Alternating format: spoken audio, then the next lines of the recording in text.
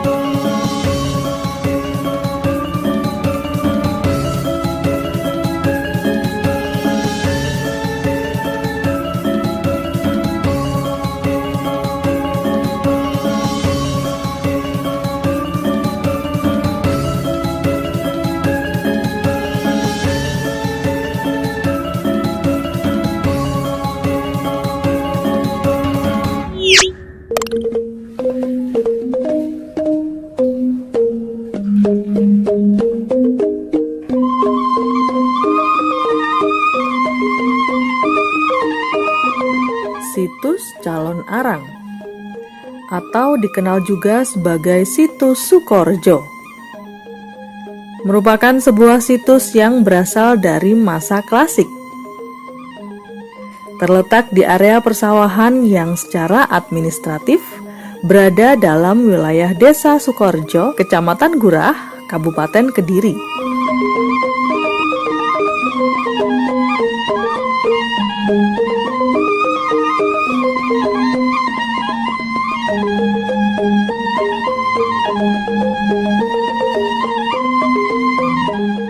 Keberadaan situs ini sangat melekat erat dengan legenda atau kepercayaan masyarakat tentang tokoh calon arang atau Nyai Janda Girah. Lantas, siapakah sebenarnya Nyai Janda Girah?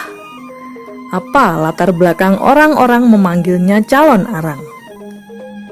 Simak terus penuturan Bapak Toto Widiarto hanya di channel Duta Film Kediri.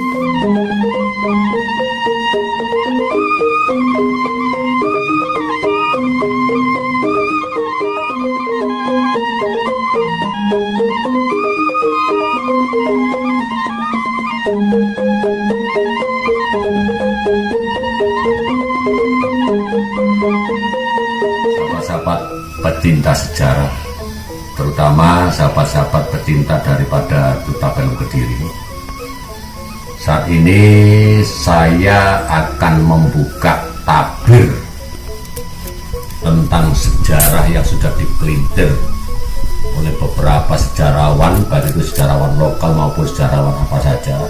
Tapi hal ini perlu sebagai kajian ke depan supaya kita itu sebagai orang Jawa jangan sekali-kali memelintir ya, membelokkan sejarah dengan hal-hal yang bersifat mendiskreditkan tentang leluhur Jawa. Ini yang perlu dipahami untuk sahabat-sahabat pecinta daripada channel Duta Film Kediri, di mana memang film Duta Film Kediri ini memang sengaja untuk membuka tabir pelurusan sejarah agar supaya ya generasi muda ini bisa memilah dan memilih mana sejarah yang benar, mana sejarah sing awu-awu, mana sejarah yang hanya berdasarkan cari uang untuk membuat konten. Nah, inilah yang membuat suatu keprihatinan saya untuk meluruskan sebuah cerita yang dinamakan juga cerita legenda calon arang. Jadi kalau kita merunut tentang sejarah, baik itu pelajaran tentang keropak-keropak kuno yang menyebut tentang calon arang. Siapakah calon arang itu? Dan kenapa dia itu disebut calon arang? Calon arang itu apa? Ya, disebut calon kono arang iki apa? Nah ini harus kita luruskan, dan ini harus banyak dimengerti oleh mereka-mereka yang masih belum paham tentang sejarah calon arang. Dan oleh karena itu saya akan menceritakan secara lugas, saya akan menceritakan secara kebenaran yang nyata. Walaupun abad daripada calon arang itu sudah sekitar 1000 tahun. Kalau memang ada orang yang masih menyimpan suatu keropat dan sebagainya, saya kira ini sudah hancur atau nyunyut 1000 tahun. Jangankan lontar 1000 tahun, 100 tahun ini wis pangan totor. Dan kita harus bekerja sama dengan rekaman alam. Ya. Jadi saya itu tidak berdasarkan prasasti saja, tidak berdasarkan prasasti atau lontar-lontar kuno yang sudah ditulis dalam kitab calon arang dan sebagainya, karena itu banyaknya digubah. Akan tetapi di dalam pelurusan yang saya utarakan ini nanti adalah sebuah konsep, di mana konsep saya adalah konsep daripada bertanya kepada alam yang sudah merekam jejak daripada sejarah calon arang itu sendiri. Kenapa? Semua kehidupan mulai zaman jutaan tahun, mulai zaman rekaman apa saja, manusia tidak bisa merekam, tapi alam merekam dengan jelas. Inilah konsep yang akan saya utarakan, walaupun kalau Anda itu menganggap sebagai saya ini orang gila atau sebagainya, ya terserah saja, karena konsep yang saya utarakan ini adalah konsep penyatuan dengan alam, di mana saya juga bertanya kepada alam yang sudah merekam sejarah-sejarah calon arang. Alam pasti benar, tidak alam membohongi. Makanya sesuai dengan apa yang akan saya utarakan ini tadi, agar supaya bisa dipahami sebagai bentuk wawasan yang kira-kira sebagai wawasan edukasi untuk para pecinta dari sahabat-sahabat Duta Film Berdiri. Jadi sebelum saya menceritakan tentang calon arang, siapakah calon arang, filsafat calon arang itu apa? Jadi kita mulai dari kerajaan Tulungagung yang pada waktu itu diperintah oleh seorang wanita, namanya Dyah Ayu Tulodhong. Ya, ini sebelum kerajaan Erlangga ada. Di Tulungagung sudah ada kerajaan yang dipimpin oleh seorang wanita cantik namanya Dyah Tulodhong yang bersuamikan seorang Brahmana. Nah, dalam proses Dyah Tulodhong menjadi raja, ya, karena ini lontar-lontarnya sudah rapuh, punah dan sebagainya, saya hanya bisa mengulas sedikit tentang siapakah calon arang sebenarnya. Karena calon arang yang sebenarnya itu adalah seorang raja perempuan, namanya itu Dyah Tulodhong. Pada suatu ketika ada musuh dari mana kerajaan itu, Dyah Tulodhong, kerajaan Tulungagung tadi sempat dikuasai dan sempat dihancurkan. Itulah memang yang terjadi dimanapun, kapanpun, di tanah Jawa itu gempur-gempuran sakancane dhewe mesti. Nah ini harus perlu tidak terkecuali kerajaan Tulungagung yang diperintah oleh seorang wanita yang namanya Dyah Ayu Tulodhong. Dyah Ayu Tulodhong itu segera setelah dia itu lengser ke Prabon, dia kemudian berpindah ke Desa Ngurah, Kecamatan Pare, Kabupaten Kadiri. Ya, aslinya itu duduk Kediri, Kadiri. Ya, disitulah dia lengser ke Prabon, kemudian membisukan diri sebagai seorang Brahmacari. Brahmacari ya. Jadi Brahmacari itu setiap raja-raja zaman dulu kalau sudah lengser ke Prabon untuk mencapai moksa jagat hitam sebagai Pancasrada yang sudah ditulis di dalam Siwa Buddha, itu adalah moksa. Moksa itu adalah perjalanan spiritual terakhir. Wis gak iso netes, gak iso netes, gak iso netes. Lah, ini yang dinamakan natas. Ya. Jadi, inilah yang kemudian oleh raja-raja di Jawa kalau sudah lengser Prabon menjadi Brahmana atau Brahmacari, harus semua melepaskan atribut dari pakaian raja dan sebagainya. Jadilah dia seorang brahmacari di daerah Ngurah, Kabupaten Kediri, Kecamatan Melopare. Disitulah kemudian dia membuat suatu padepokan dengan putrinya yang sangat cantik jelita, namanya yang terkenal sampai sekarang, Dyah Retno Manggali. Ya, jadi ceritanya seperti itu. Lah, kenapa si brahmacari ini tadi kok tidak bersama dengan bapaknya? Karena pada suatu ketika suami daripada Dyah Trodong itu tadi berpamitan, saya titip anakmu, tolong dirawat dengan baik, dan kamu sendiri telah melakukan brahmacari, sedangkan aku seorang brahmana. Saya akan pergi ke Pulau Bali, ke Pulau Dewata. Waktu itu namanya masih Bali Dwipa, ya, berangkat ke Bali Dwipa. Kemudian di sana dia mengajarkan beberapa ilmu, beberapa Jaya Kawijayan, beberapa hukum-hukum karmapala dan sebagainya. Kemudian setelah ditunggu-tunggu beberapa tahun, si Brahmana ini tidak pulang ke tanah Jawa. Ya maklum, pada saat itu antara Jawa dan Bali itu memang perjalanannya luar biasa, masih menyeberang lagi ke Gilimanuk sampai ke Tabanan, sampai ke Negara dan sebagainya. Ini masih belum ada perahu-perahu yang bisa mengantar sampai ke Pulau Bali. Konon di sana itu cukup ngapek papai gedeblok, disundui, digawe berlayar. Itulah zaman dulu.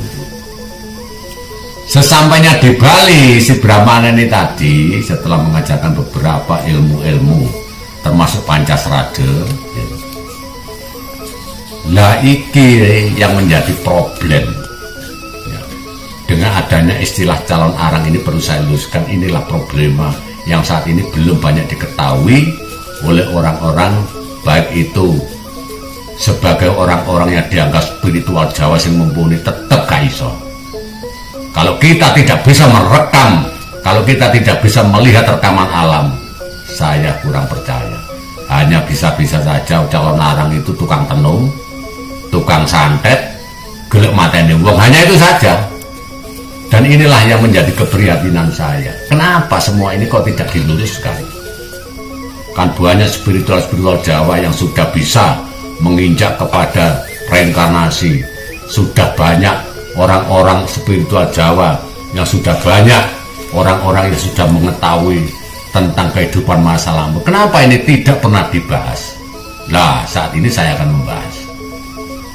Sesuai dengan rekaman-rekaman alam, memori alam yang sudah mencatat semua perjalanan calon arang, si Brahmana ini tadi yang ada di Pulau Bali ini tadi, ya toh, ini di sana itu kawin lagi, ya, kawin lagi tanpa memberitahu istrinya yang ada di Ngurah Pare Kediri. Nek wong lanang ya toh di dalam di dalam perjalanan sampai gak mulai tahun-tahunan ngumbara mesti akeh kecantole. Lah oleh karena nama kecantol inilah orang Jawa menyebut sebagai kecantol carang. Artinya kecantol carang ini adalah kecantol kepada orang-orang yang dinikahi di Pulau Jawa, di Bali Dwipa. Disinilah saya sangat terenyuh dengan kehidupan brahmacari Dyah Tulodong yang membuat padepokan di daerah Ngurah Pare Kediri. Lah pada suatu ketika saya sudah tidak menceritakan tentang kecantol carang atau kawin lagi si Brahmana tadi, saya akan menceritakan tentang situasi dan kondisi di Ngurah pada saat itu. Tersebutlah pada suatu ketika Dyah Retno Manggali ini jadi rebutan wong sak desa Pare Ngurah karena kecantikannya, semua ingin mengawini. Iku lho anake Mbok Rondo Gira itu jenenge Retno Manggali, wayu sampai berlomba-lomba, dan ada juga yang mau memperkosa sewaktu dia Retno Manggali habis mandi di sebuah sungai, di situ banyak orang-orang yang sudah mengincar untuk memperkosa dia Retno Manggali. Setelah kedengaran ibunya dia Tulodong atau janda gira yang tadi, membuat ibu ini emosional. Arek iki digawe dulinan wong sak desa. Arek iki gak sembarangan ya sik turun trah ratu. Saiki wong desa-desa kok kabeh kok ngarepno anakku. Ana sing kate memperkosa, ana sing kate tembang dan sebagainya. Inilah yang kemudian membuat dia Tulodong, ya, kemudian meminta Punarbawa daripada Betari Durga yang tidak lain adalah perwujudan dari Dyah Parwati atau Dewi Parwati. Kemudian dia meminta keadilan Sang Hyang Widiwaca melalui meditasinya. Kemudian dia memuja Sang Durga untuk melibas habis orang-orang seluruh kampung daerah Parit dan Kediri tanpa persenjataan. Nah inilah kemudian yang dieksekusi sebagai teluh, sebagai santet dan sebagainya. Sebetulnya dia itu tidak bisa berbuat apa-apa. Sejatinya aku ini dudu sapa-sapa, sing sapa-sapa dudu aku. Sejatinya aku ini dudu gak iso apa-apa, sing apa-apa dudu aku. Ini adalah kehendak para dewa. Karena apa? Karena memang sudah pasrah. Kemudian pada suatu saat orang-orang yang telah memperdayakan anaknya yang namanya Dyah Retno Manggali tadi, dibuatlah suatu musibah. Ono sing murus, ono sing ini, ono sing dan sebagainya. Itulah yang kemudian dijadikan polemik, dijadikan bahwa calon arang atau Mbok Rondo Girani tadi sebagai ratune teluh, ratune santet. Loh ini loh, kalau kita tidak bisa meluruskan ini, bisa gak karu-karuan generasi kita itu. Aja rabi wong pare, aja rabi wong gura anune biyen turunane wong ratusan. Lah ini kan gak karu-karuan akhirnya kalau kita tidak meluruskan. Ya, nah, setelah itu, setelah semuanya itu bisa yang namanya amukan daripada Durga lewat Punarbawa, yaitu kepada Janda Gira itu tadi. Kemudian ada seorang Empu Barada sing isok nyirop kasus sing jenenge kasus teluh itu tadi. Dibuatlah suatu dialog yang sangat bagus antara Empu Barada sama Janda Gira. Wis to, nek wis sing kedadian sing kaya ngene wis bekak popo. Pancen ini adalah sudah kehendak atau sudah kodrat dari ide Sang Hyang Widiwasa. Itu adalah hasil dialog daripada Empu Barada kepadanya. Sekarang anakmu yang cantik jelita ini yang namanya Dyah Retno Manggali akan saya ambil menantu dengan anakku yang namanya Empu Bahula. Di mana Empu Bahula itu tadi yang bisa menurunkan raja-raja di Bali sampai sekarang, ya yang terkenal dengan Pasek Sanapitu, Dahyang Pasopati yang ada di Gunung Semeru, semuanya ini masih terah keturunan DNA-nya dari Barada, Bahula dan sebagainya. Kemudian diambillah anak menantu oleh Empu Barada, dikawinkan dengan anaknya yang juga ganteng, ya juga luar biasa. Akhirnya pada suatu ketika Empu Bahula meminta kepada Retno Manggali, Retno Manggali, aku ingin tahu ilmu apa yang sudah diikuti oleh ibumu. Saya ingin tahu.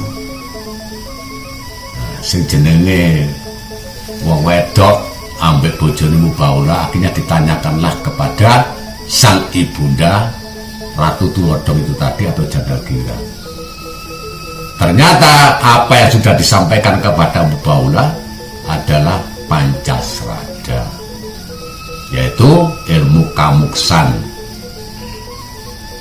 Ya, jadi Pancasrada itu yang sekarang diyakini sebagai umat-umat Siwa Buddha yang ada di Bali percaya kepada adanya ide Sang Hyang Widiwasa, percaya dengan adanya roh leluhur, percaya dengan hukum karma pala, percaya dengan punarbawa, percaya dengan moksa jagat hitam. Inilah Pancasraga yang sudah dianut oleh ribuan tahun oleh orang-orang Jawa yang sekarang sedang dikembangkan di Pulau Dewata. Nah, kemudian buku-buku lontar, buku keropak dipelajari Empu Bahula sebagai bentuk untuk mencari jalan penerangan untuk mencapai moksa jagat hitam, sebagai yang termaktub di dalam Pancasraga item kelima, ya, moksa. Lah setelah semua ilmu itu disampaikan oleh Empu Bahula, ya toh, Samardia Retnamanggali, karena sang ibu sudah merasa puas, dia kemudian ingin kembali menyatu dengan alam. Dengan kehebatan dia tulodong meditasinya yang luar biasa itu tadi, dia masuk kamar setelah semua ilmu itu diberikan secara cuma-cuma kepada menantunya Empu Bahula. Dia masuk kamar sejak penyerahan buku dan dia masuk kamar bermeditasi, bermeditasi, mohon penjelasan, mohon penerangan kepada Ide Sang Hyang Widiwasa pada waktu dia Tuhan Yang Maha Esa. Kemudian dalam dirinya sendiri, ya toh, untuk mencapai moksa dia bisa membakar dirinya sendiri dengan panas yang berjuta-juta derajat Celcius. Inilah suatu kehebatan seluruh dunia, belum pernah ada orang yang bisa membakar dirinya sendiri untuk mencapai jalan moksa. Hanya satu, dia tulodongnya terkenal dengan sebutan calon arang itu tadi. Saya belum pernah mendengar cerita seorang biksu manapun, seorang brahman manapun yang bisa membakar dirinya sendiri tanpa bantuan api. Hanya satu di dunia, yaitu Jandagura, dia leluhur Anda sekalian yang ada di daerah Kediri. Inilah yang perlu kita cermati, ojo gampang-gampang percaya. Karena banyak sekali orang-orang itu sudah melintir membelokkan sejarah. Setelah bermeditasi, dalam sekejap dia mengeluarkan panas berjuta-juta derajat Celcius, sehingga jiwa raganya, ya toh, perwujudannya yang terdiri anasir 4 bumi geni bangun lembut, sudah diserahkan kepada kembalinya anasir. Anasir geni balik onang geni, anasir angin balik nang angin, anasir lemah balik onang lemah, anasir banyu balik onang banyu, ngelempet jadi abu. Nah, ini tinggal roh sucinya. Inilah yang disebut pencerahan sejati, bahwa leluhur kita sudah mencapai ilmu tingkat tinggi sebagai bentuk penyerahan diri kepada Ide Sang Hyang Widiwasa untuk mencapai moksa jagat hitam. Sebab kalau orang sudah mencapai moksa jagat hitam, itu artinya wis natas, bisa menyatu dengan alam, wis gak isok nitis dadi bayi, wis gak isok reinkarnasi. Inilah yang disebut pencerahan abadi. Ini sudah diyakini sebagai bentuk luar biasa bahwa orang Jawa sudah ilmunya sudah mencapai kepada peleburan sejati. Ya, ini yang perlu saya luruskan. Jadi calon arang itu adalah sebuah dari kata-kata kecantol carang kemang bojone sing nang bali gak mulai-mulai. Inilah yang kemudian oleh orang-orang yang tidak tahu sejarah dieksekusi Jandagira sebagai Ratu Tenung Tanah Jawa. Nah, ini yang menjadi keprihatinan saya. Walaupun saya bukan asli orang Kediri, tapi perlu saya ingatkan kepada orang Kediri, ojo coba-coba mengeksekusi calon arang sebagai Ratu Tenung. Ya sudah, saya aturkan kepada saudara-saudara sekalian, seluruh dunia belum pernah ada orang yang bisa melebur membakar dirinya sendiri dengan kekuatan energi yang hanya satu di dunia, Jandagira, orang dari Pare Ngurah Kediri. Terima kasih sinopsis yang saya sampaikan. Semoga sinopsis ini bisa diterima. dipahami oleh kaum generasi muda, agar supaya apa yang sudah saya jelaskan ini tadi menjadi kontribusi tentang pencerahan tentang Musa Jagat Hitam yang setelah dilakukan oleh leluhur kita, Janda Girah dari Pare Kediri. Terima kasih. Sampai jumpa di channel Duta Bareng Kediri pada episode berikutnya. Matur nuwun.